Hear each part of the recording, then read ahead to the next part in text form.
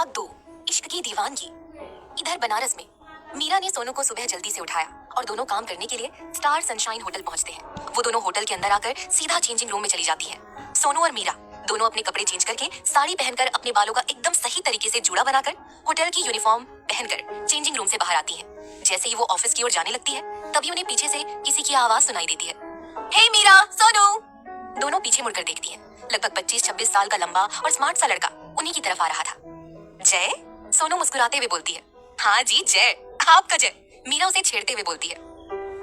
ये सुनकर सोनू का चेहरा हल्का सा लाल हो जाता है और वो मीरा को कोहनी मार देती है, जिससे मीरा हंसने लगती है। सोनू और जय दोनों एक दूसरे को पसंद करते थे और वो दोनों ही इसी होटल के एक मैनेजमेंट की टीम में काम किया करते थे। सोनू, मुझे तुमसे कुछ बात करनी है, क्या तुम अभी मेरे साथ चल सकती हो?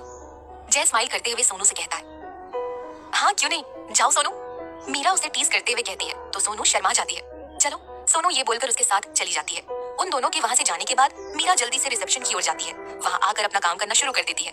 कुछ वक्त काम करने के बाद मीरा लॉकर रूम की तरफ जाने वाली होती है कि तभी कोई उसके सामने स्टाफ का एक वर्कर आ जाता है। मीरा मैम, आपको सर ने कैबिन में बुलाया है। एक लड़की आकर मीरा से कहती है। ठीक है, मैं अभी जाती हूँ, मीरा उस लड़की को कहती है और मीरा वहाँ से चली जाती है। स्टार सनशाइन होटल ये बनारस का एक बेस्ट 5 स्टार होटल था। इसके ओनर का नाम आशीष दीक्षित था, जो 30 साल की अच्छी पर्सनालिटी वाला शख्स और बिजनेस का जाना माना नाम था। आशीष को मीरा अपना भाई मानती थी और आशीष भी मीरा को अपनी छोटी बहन समान मानता था। आशीष की शादी हो चुकी थी। उसकी पत्नी का नाम सोनम है। आशीष और सोनम दोनों ही मीरा को अपनी फैमिली की तरह मानते थे। मीरा अपना काम करके आशीष के कैबिन की तरफ चली जाती है। मे आई कम इन सर? मीरा कैबिन के दरवाजे को नॉक करते हुए कहती है। आ जाओ मीरा। अंदर से आशीष की आवाज आती है। परमिशन लेने के बाद मीरा कैबिन के अंदर आती है, जहाँ आशीष उसे ही देख रहा था।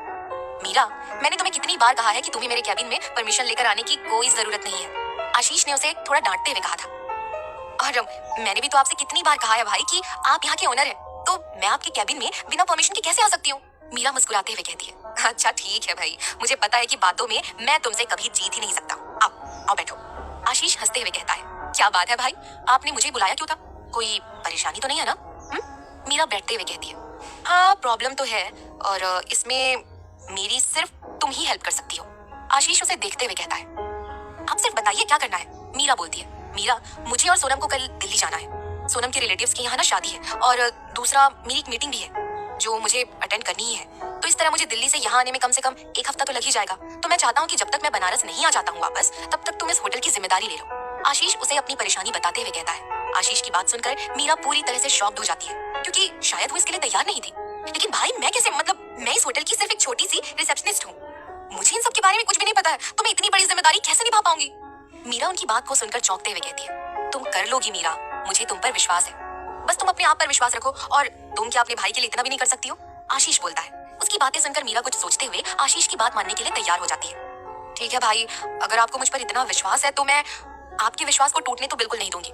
आप और भाभी आराम से दिल्ली जाइए और अपना काम आराम से करिए, यहाँ की चिंता बिल्कुल मत करिए, मैं सब संभाल लूंगी, मीरा उसे निश्चित करते हुए कहती है।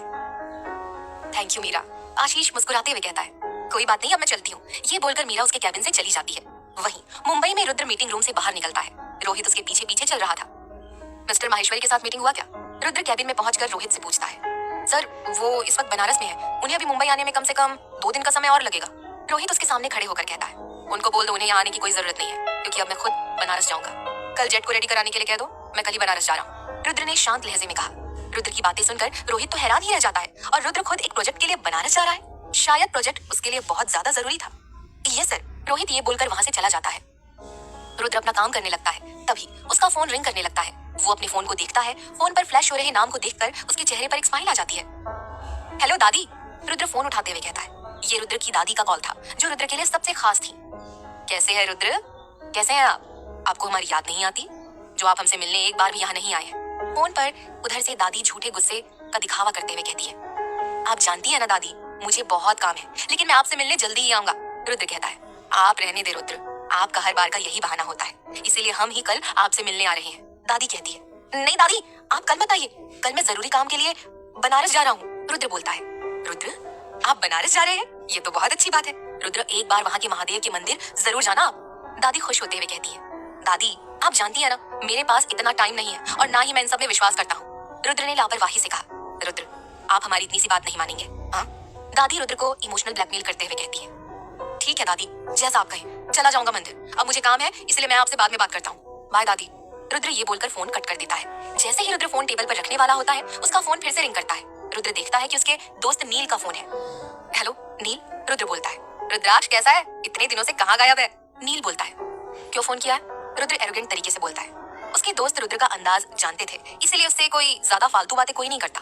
कल हम सब बनारस घूमने जा रहे हैं, तू भी चलेगा क्या?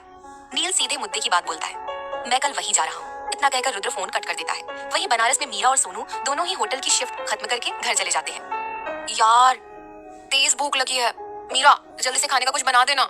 सोनू घर आते ही सोफे पर बैठते हुए कहती है। जल्दी से दोनों खाना बनाकर खाने के लिए बैठ जाती है। आज जय तुझसे क्या बात कर रहा था? मीरा खाना खाते हुए सोनू से पूछती है। मीरा, जय मुझसे शादी करना चाहता है, इसलिए वो मुझे अपनी माँ से मिलवाना चाहता है। सोनू शर्माते हुए मीरा को बताती है। ओए होए, क्या बात है, आज तो चलता फिरता हुआ तूफान। शर्मा रही है? इस बात पर तो जोरदार तालियां बजनी चाहिए। हाँ, मीरा उसे छेड़ते हुए कहती है। ऐसा कुछ नहीं है समझी, बस यार मुझे इस बात से डर लग रहा है कि उसकी माँ को मैं पसंद तो आ जाऊंगी ना। सोनू घबराते हुए कहती है। क्यों नहीं आएगी? तुझमें क्या कोई कमी है? तू बहुत प्यारी है। चल अब ज्यादा सोच मत, आराम से खाना खा, सब अच्छा ही होगा। महादेव है ना अपने साथ, मीरा उसे समझाते हुए कहती है। मीरा के कहने पर सोनू रिलैक्स हो जाती है और दोनों खाना खाने लगती है। उसके बाद वो जल्दी से सोने चली जाती है। सुबह का वक्त। रोहित, रुद्र के कहने के बाद उसका प्राइवेट जेट जल्दी से तैयार करवा दिया था। रुद्र सुबह होते ही एयरपोर्ट के लिए निकल जाता है और अपनी प्राइवेट जेट में बैठकर बनारस के लिए निकल जाता है। अगले 2 घंटों का समय तय करके जेट बनारस पहुंच जाता है। इस वक्त सुबह के 10 बज रहे थे।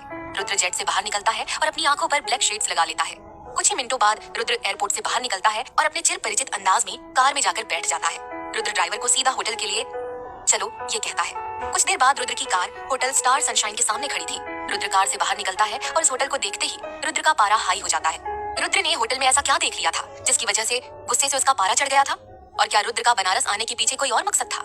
जानने के लिए सुनिए इश्क की दीवानगी, सिर्फ और सिर्फ प्रतिलिपि एफएम पर। भाग 3, इश्क की दीवानगी। कुछ देर बाद रुद्र की कार होटल स्टार सनशाइन के सामने खड़ी थी। रुद्र कार से बाहर निकलता है और इस होटल को देखते हुए रुद्र का पारा हाई हो जाता है, क्योंकि ये होटल रुद्र को अपने स्टेटस का लग ही नहीं रहा था। रोहित, तुमने ये कैसे होटल की बुकिंग की है? रुद्र उस पर चिल्लाते हुए कहता है।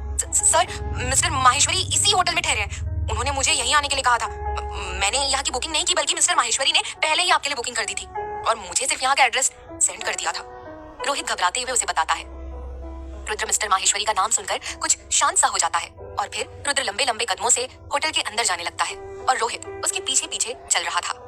रोहित जल्दी से रिसेप्शन पर जाकर रुद्र के कमरे की चाबी मांगता है। रिसेप्शन पर बैठी लड़की जल्दी से बुकिंग चेक करके रोहित को रूम की चाबी पकड़ा देती है। Sir, room number 225। वो लड़की रोहित को चाबी देते हुए कहती है। रोहित चाबी लेकर जल्दी से रुद्र के साथ लिफ्ट की तरफ चल देता है। 4th फ्लोर पर लिफ्ट से निकलने के बाद रोहित रूम नंबर 225 में पहुंचता है। रोहित चाबी से रूम का दरवाजा खोलता है। रुद्र कमरे के अंदर जाता है और उस कमरे को ध्यान से देखता है। रूम बहुत बड़ा और वेल डेकोरेटेड था। रुद्र को रूम बहुत अच्छा लगता है। उसे ऐसे देखकर रोहित को चैन की सांस मिलती है। होटल में इस तरह के कुछ स्पेशल